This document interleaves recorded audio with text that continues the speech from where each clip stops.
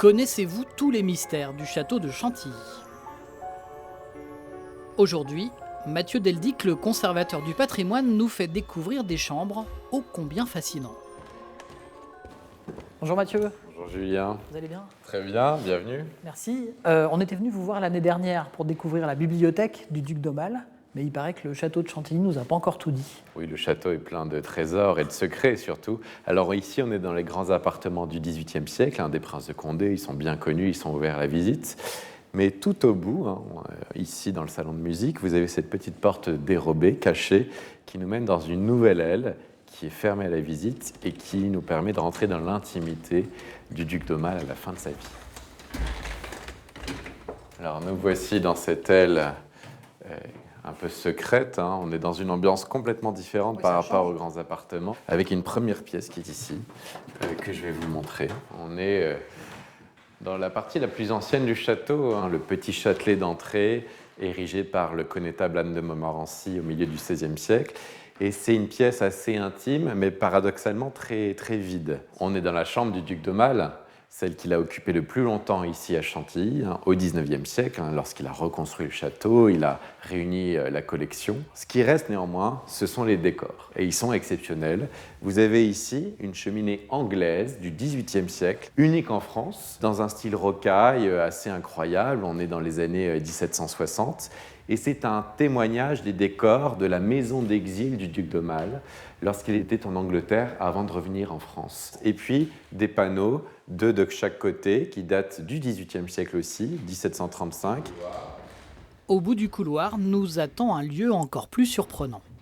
On entre dans la chambre de Berthe de Clinchamp, Madame de Clinchamp, quelqu'un qui a beaucoup compté à la fin de la vie du duc d'Aumale.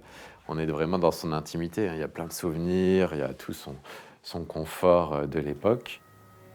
Dame de compagnie de la duchesse d'Aumale, Berthe de Clinchamp restera auprès du duc après le décès de son épouse. Elle deviendra la présence féminine à Chantilly lors de grandes réceptions et sera même faite comtesse par l'impératrice autrichienne Sissi.